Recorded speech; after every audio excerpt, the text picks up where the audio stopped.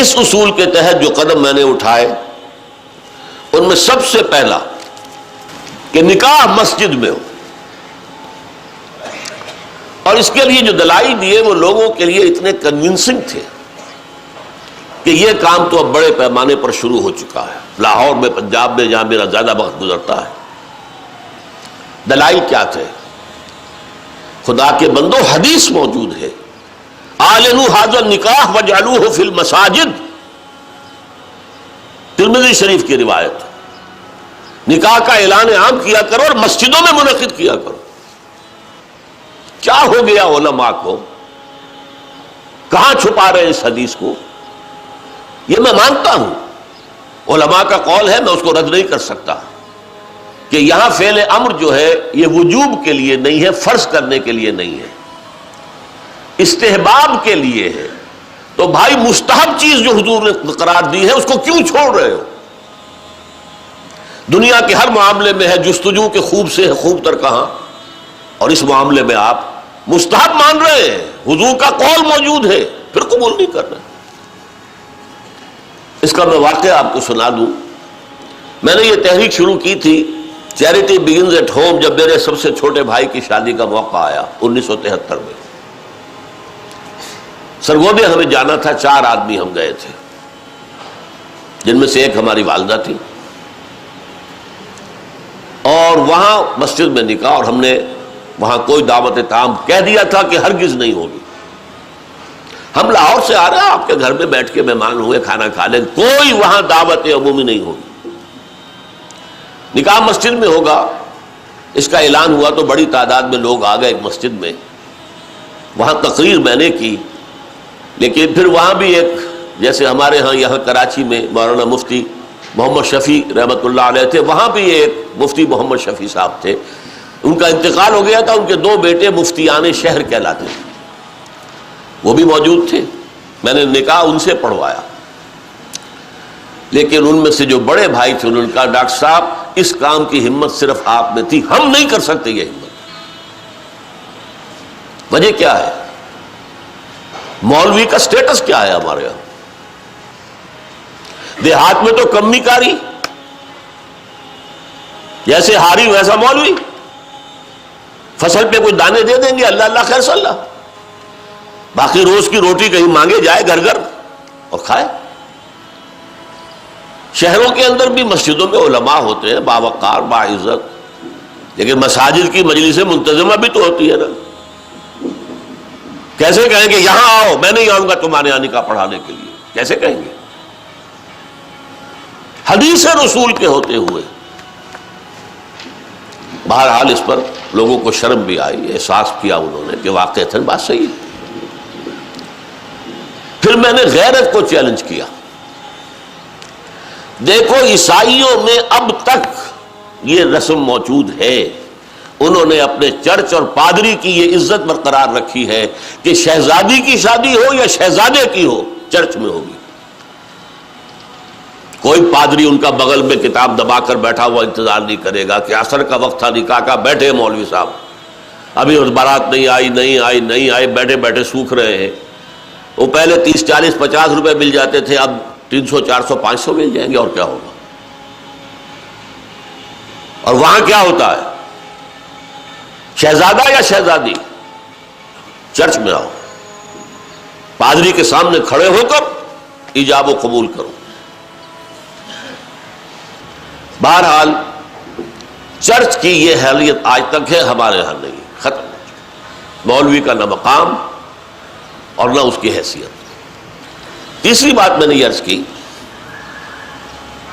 کہ دیکھیے نکاح سے ایک نئے خاندان کا وجود آپ کے معاشرے میں ہوگا، اللہ اولاد دے گا، ایک خاندان وجود میں آئے گا۔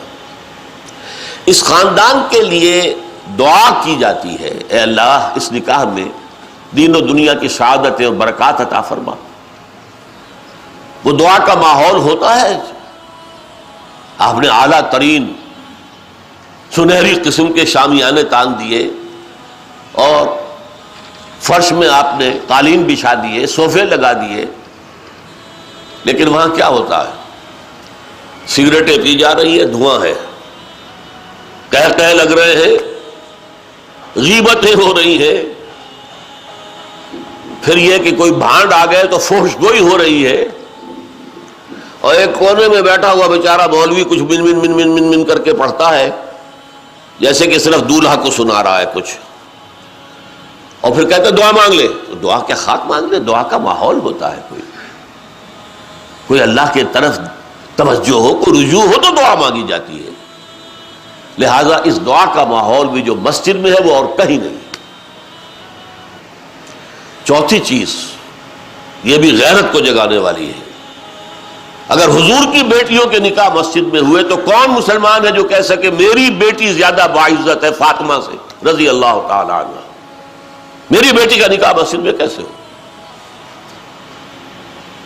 آخری چیز، اور یہ اصل میں اس ازدواجی رسم کے ضمن میں جو اہم فلسفہ ہے وہ میں بعد میں بیان کروں گا. کس قدر بچت ہو گئی. لڑکی والے کے ہاں آپ جائیں گے، وہ شامیانے لگائے گا، وہ قالین منگائے گا، وہ کرسیاں منگائے گا، وہ صوفے لگائے گا، رات ہے تو قمقمے لگائے گا، بجلی. کتنا خرچہ ہوا. مسجد میں بھی بھائی قالین بھی بچھے ہوئے ہیں، مسجد کے اندر کشادگی ہے، مسجد میں اوپر پنکھے بھی لگے ہوئے ہیں، مسجد میں کرو نکاح اور تمہارا کتنا پیسہ اس میں بچ گیا اس کا تصور کرو. بہرحال یہ تمام دلائل ایسے تھے کہ جس کی بنا پر پہلی بات تو لوگوں نے بڑی آسانی سے مان لی. دوسری بات یہ تھی لڑکی والوں کی طرف سے نکاح کے موقع پر کوئی دعوت نہیں، قطعاً ثابت نہیں. شادی کی دعوت صرف ایک ہے اور وہ ولیمہ ہے، صرف ایک. اور دیکھیے ولیمہ کیوں ہے؟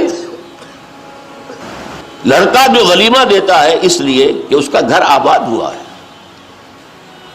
اس کے ہاں اصل خوشی ہے. لڑکی والوں کے ہاں خوشی نہیں ہوتی. زیادہ سے زیادہ آپ کہہ سکتے ہیں سائی آف ریلیف کہ ایک ذمہ داری کا بوجھ تھا آج وہ اتر گئی، اللہ کا شکر ہے. بس خوشی ہو سکتی ہے، گھر سے بچی نکل رہی ہے. کوئی جانور بھی 6-7 سال آپ کے ہاں رہ جائے تو آپ کو اس سے کتنا انس ہو جاتا ہے. قربانی کا جانور آپ چند دن پہلے لے آئیں اور بچے جو ہے مانوس ہو جائیں تو بچے پچھاڑے کھاتے ہیں کہ کیسے ذبح کر رہے ہو. اور وہ لختے جگر نور چشم آج گھر سے نکل گئی. ماؤں کو غشی کے دورے پڑ رہے ہیں، بہن بھائی رو رہے ہیں، دلہن رو رہی ہے، باپوں کی آنکھیں بھی نم ہو جاتی ہیں.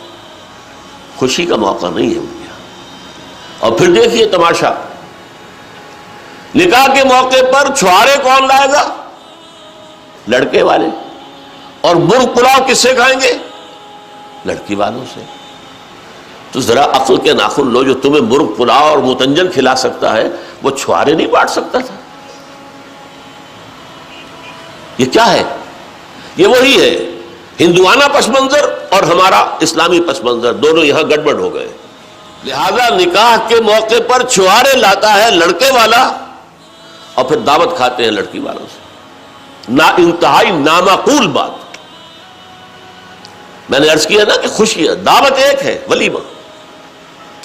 اس کے لیے حضور نے اتنی تاکید فرمائی. اولمو، یہ احادیث ہیں، اولمو ولو بشاۃ، ولیمہ ضرور کرو چاہے ایک ہی بکری ہو تمہارے پاس. اور یہ عرب میں مفلس ہونے کی سب سے بڑی علامت تھی. وہاں تو بھیڑیں اور بکریاں پالتے تھے، ریوڑ ہوتے تھے. ایک ہی بکری ہے تو وہی ذبح کرو، گوشت پکاؤ، کھلاؤ. یہاں تک دعوت اذا دعی احدکم للولیمۃ فلیاتھا، جب تم میں سے کسی کو ولیمے کی دعوت دی جائے ضرور جائے. اس سے آگے دیکھیے، اور اس میں توازن جو ہے ہماری دین میں اور حضور کے فرمودات میں، اس کا ایک نقشہ سامنے آتا ہے. بئس الطعام طعام الولیمہ، ولیمے کا کھانا برا کھانا ہے. کیوں؟ اس میں غریبوں کو نہیں بلایا جاتا. ظاہر بات ہے، یہ مسلی کھلانے کے لیے تو ولیمہ نہیں ہوتا. ولیمہ تو ہوتا ہے اپنے دوستوں کو، احباب کو، رشتہ داروں کو، قرابت داروں کو شریک کرنے. لیکن اس کے باوجود، اسی حدیث کا ٹکڑا، اس کے باوجود میں تم سے کہتا ہوں کہ جسے بلایا جائے اگر وہ نہیں جائے گا تو وہ اللہ اور اس کے رسول کے حکم کی خلاف ورزی کرے گا. یہ تاکید ہے. اور یہاں تک تاکید ہے اگر تمہارے کسی بھائی نے نکاح کیا ہے اور اس کے پاس کچھ نہیں ہے ولیمے کے لیے، اپنے گھر سے کھانا لے جاؤ اور اس کے ساتھ جا کر بیٹھ کر کھا لو، سیلیبریٹ کرو. سیلیبریٹ کرنے کی ایک سمبل ہے، یہ اس کی ایک علامت ہے. اب آپ سوچئے جس نبی نے دعوت ولیمہ پر اتنی تاکید ہمیں کی ہے، اگر لڑکی والوں کی طرف سے نکاح کے موقع پر دعوت میں بھی کوئی خیر ہوتا تو وہ ہمیں نہ سکھاتے، نہ بتاتے، کیا بخل سے کام لیتے؟ هي الحلقات تحفظني بآيات من القرآن، هي الحلقات تملأني بحب المصطفى العدنان.